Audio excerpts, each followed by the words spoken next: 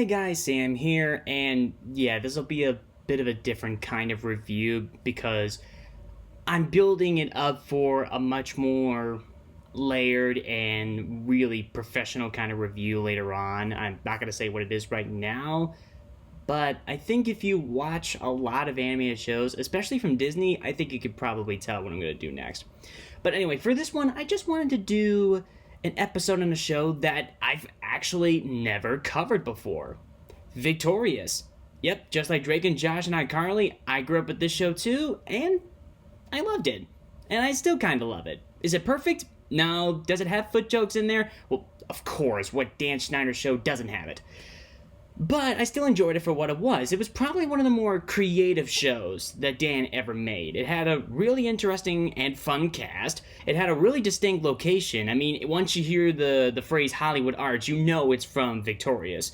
It had some very funny moments from time to time. It also gave us some pretty good lessons along the way. Taught us a few things, what happens in show business, in front of the camera and behind the camera. And it was just a good time for the most part. So, what episode am I going to take a look at today? Well, I'm going to take a look at the last episode that came from Season 1, and that one is called Sleepover at Sikowitz's. Now, there may be a few episodes that people have talked about in Victorious that have not aged well at all, like that one subplot where Trina used some sort of fish in order to make her feet soft and smooth, but I'm not talking about that. I'm talking about something that actually has aged like fine wine. It's actually something that you could watch today and still enjoy. And Sleepover Sikowitz, to me, is that episode. So why do I say that? Well, I'll go ahead and get myself into it. And you know the drill at this point. Summary first, thoughts afterwards. And I'll also give you a few fun facts, Yeah, this one's entirely off the cuff. Again, I'm just really getting myself ready for the actual next review that's coming. So anyway, in this one, Sikowitz is teaching his class about method acting. And if you have no idea what that means, well, simply put, you just immerse yourself into the character so much. You embody that character. You become that character. Sometimes there could be low forms of method acting. Sometimes there could be high forms. Like, low form would be changing up your voice. You know, kind of like this when I talk like BaseballSam. Or like this when I talk like Mickey.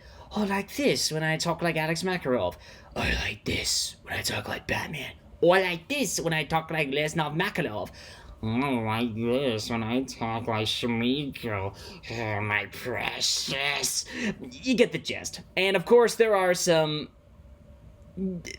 actors that have done this fine without really hurting anybody. And then there are some that just do it for really stupid reasons. Looking at you, Jared Leto and Dustin Hoffman. Anyway, Sikowitz, the teacher, if you guys don't know, is disappointed that his class isn't really into the lesson of method acting, including the main cast. So after he kind of subtly insults their talents, one of them goes, method acting ain't really that hard. So Sikowitz takes that as a challenge. He decides to give them all an opportunity to show him that method acting really isn't that difficult. He invites them over to his house, and the challenge is that each and every one of them has to play a certain character, and they must stay in that character from Friday evening until Saturday morning. If they can't, then they will be banished from his home, meaning kicked out. So the idea is for each and every one of the main cast to give each other a character. I would tell you who got to choose who, you know what I mean? But I'll just let Sikowitz do it. Beck, you'll choose for Kat. Kat will choose for Robbie. Robbie will choose for Beck. Andre will choose for Tori. Tori will choose for Jade. Jade, you'll choose for Andre. I think that deserves some applause. Yeah, he really does deserve a round of applause for that. I mean, that's very difficult for me to do. I've been trying to get this kind of review on Victorious for like a long time, and that was always a part that really made me struggle. Anyway, so they get to the Black Box Theater and all the students give each other their assignments. So, Tori will play a cop with heavy red lipstick that loves Raisin Bran. Beck will play a Englishman who loves invading people's personal space. Kat will play an annoying 80s comedian. Actually, I'll save Andre for last. Jade will play a farm girl from Alabama who is always nice and never mean to anybody. Robbie will play a motivational speaker with jelly legs, and for Andre, he will play a marathon runner that just got done with the marathon who was also 9 months pregnant. Yeah, Jade was the one who gave him that. Anyway, so they all get to Sikowitz's house, they dress up as these characters, and it's very clear that they really are having a fun time. Not just the characters themselves, but the actors that played them. It seems like they really had fun with this. But of course, since this is a challenge, some people have to lose. And the first one to go is Robbie. You see, at one point, Sikowitz spots a fly and tries to swat it, but when he takes a swing at it, he accidentally goes through the window. Robbie gets concerned about him and tries to see if he's okay. But while he's doing that, he accidentally breaks character. And that was the point. Sikowitz wanted to do all of that crazy crap just to see if he would break. And he did. So, yeah, there you go, Robbie. That'll teach you for actually giving someone concern. Now, the next person to go is Kat. You see, at some point, Sikowitz's nephew just so happens to show up, and Tori happens to have the hots for him. But when the nephew says, oh, I'm just gonna go out to this random place, for a while, Kat decides, hey, you know what, I'll go with you. And when she says that, she breaks character too, so she loses the game. But at the same time, she got a day out of it, so I wouldn't really consider that losing.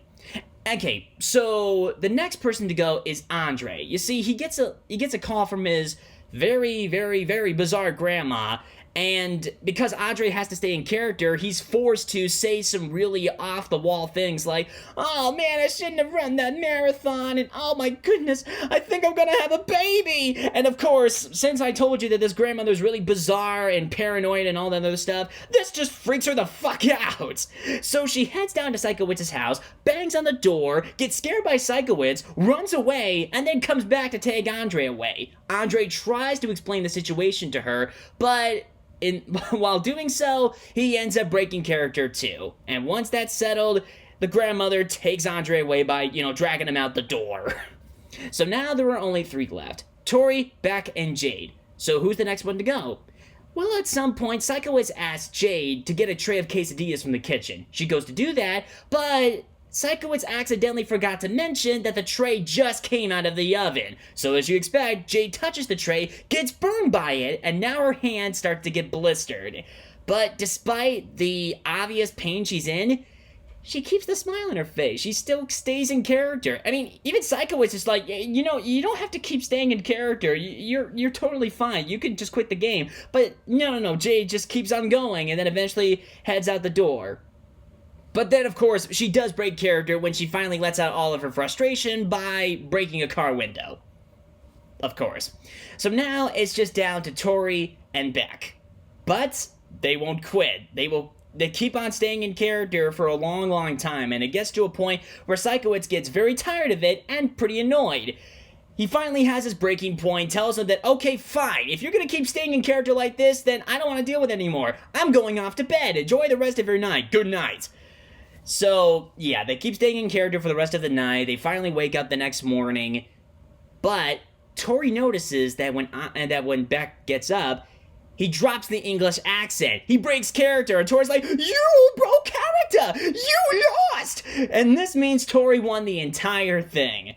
So, she celebrates this victory by still staying in character, claiming herself to be victorious, taking the box of Raisin Bran, pouring it all over Beck's head, and running out the door going, woo, woo, woo! What a way to exit. Okay, so that was the main story. So if you're wondering, is there a subplot in this episode? Yes, there is. There's not really too much to it. It's just Tori's parents trying to enjoy their anniversary. But unfortunately, it gets hijacked by the eliminated contestants, Robbie, Kat, Jade, and Andre. And for some reason, when they all decide to watch Terms of Endearment together, they start laughing at it and treating it like it's a romantic comedy, even though it really isn't. Eventually, the parents just go, fuck it, alright, fine, enjoy the movie, we're going upstairs, just have the time of your lives. God, what the hell's wrong with them? And that's how the subplot ends. So that's pretty much the entire episode. So what do I think? Well, I'll quickly talk about the subplot first. Simply put, it was a little funny and had a few good humorous moments from time to time, and it was nice to see the eliminated people, see what happened to them later on. And it was also kind of funny seeing Jay with a cast on too, or a bandage or whatever it is. And yeah, it was kind of funny seeing the parents go, "What? How is this funny? How is Terms of Endearment funny? It's an Oscar winner." But at the same time, I did kind of feel bad for them. I mean, they just wanted to enjoy their anniversary, and of course, these kids just ruined it. But hey, luckily they just decide, you know what, we give in, we're going upstairs, we're going to enjoy the rest of our anniversary up there. You know, blah, blah, blah, blah. So, there's not too much else to say. It's a cute little subplot with a few funny moments sprinkled in, so I'll give it a 7 out of 10. But now, here is the main plot.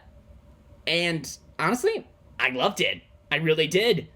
I mean, it really does teach you what method acting is all about. It's not just, changing up voices, but it's also, really, embodying the character, really, dressing like them, really, getting, like, their mannerisms, their behavioral patterns down, what they say and how they say it, stuff like that. There's a lot of it that goes into method acting. I mean, you don't need to go to the extreme means of, living like your characters in real life, or changing up your diets, or doing whatever the hell Jared Leto did, and doing whatever the hell Dustin Hoffman did to Meryl Streep. Yeah, look it up. It's pretty fucked up.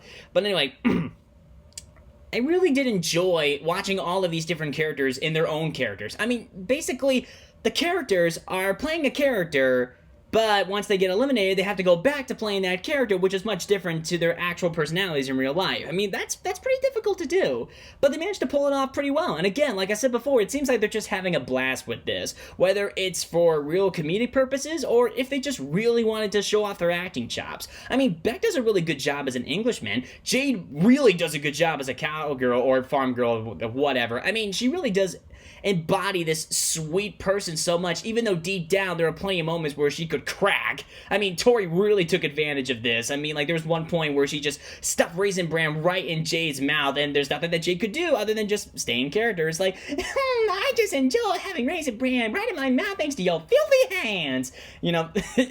That's just great. Tori did a really good job as the cop as well. I love the accents she gave him, and also, like, if it wasn't for this episode, I probably wouldn't know what Raisin Bran was. That was probably my introduction to it. And Robbie did a nice job. It was also funny seeing him get duped, and Kat did a really good job as the annoying 80s comedian. And Andre really did sell the, pregnant marathon runner. He got some of the funniest parts of the episode, too. And each and every way, every single one of the contestants gets eliminated is also interesting. Robbie getting fooled, Kat getting a date, Andre's grandmother dragging him away, and Jay burning her hand. Just each and every one of them was very unique, very distinct, and each and every one of them was pretty fun and funny to watch. Even though I think the Jay thing at the end was kind of, a little tough to watch. I mean, I don't want my hand to get blistered either. But yeah, it was just simply a fun episode that just managed to take advantage of a lot of the comedic possibilities with this plot. They really did. There's a lot of good quotes here and there, and if you've seen the episode yourself, you probably could remember them like the back of your hand. You can remember, like, oh my goodness, I think I'm gonna have a baby! I am a police officer! Stuff like that. So, yeah, I really did enjoy this episode, and honestly, I couldn't really think of any real problems with it. I mean, I think there's just really only one nitpick I have with it, but I don't think it's really the plot's fault. It's just, if you were going to judge it on a realistic standpoint, you know that Sikowitz inviting his students over for a sleepover is actually, kind of illegal. And what's worse is that Tori's dad, who was a cop in the show, knows about this. So, yeah, that's probably the only nitpick, and maybe the only real problem. But aside from that, everything else was fine. The kids did a good job. Sikowitz was funny, too. It was nice actually seeing his house. And fun fact, this would be the only time you would ever see his house. And another fun fact, Avan Jogia, the person that played Beck, claimed that this was his favorite Season 1 episode. And I could see why. I'm sure it was probably a really fun time. And also something else, too. Jade, with that brown hair, aside from My Party with Victorious, that would be the last time you'd see her with brown hair. From that point on, like from Season 2 to the end of the show, she would just have the black hair that does make her just as iconic. So yeah, and I guess in the end, final score for the main plot is a 9 out of 10. So 9 plus 7 equals 16. You divide that by 2, and you get 8 out of 10. So 8 out of 10 for the entire episode. Sleepover at Sikowitz's. Check it out if you haven't already. And if you are a Victorious fan and you have seen this episode before but want to check it out again, you really should. It's pretty funny.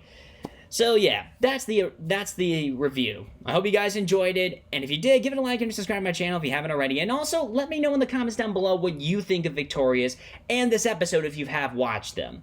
Thank you guys for watching, and as always, my name is Sam, and good night, everybody. And if you're wondering, what is the next big thing you're gonna review? Well, the only clue I can give you is just this phrase. Thanks for watching.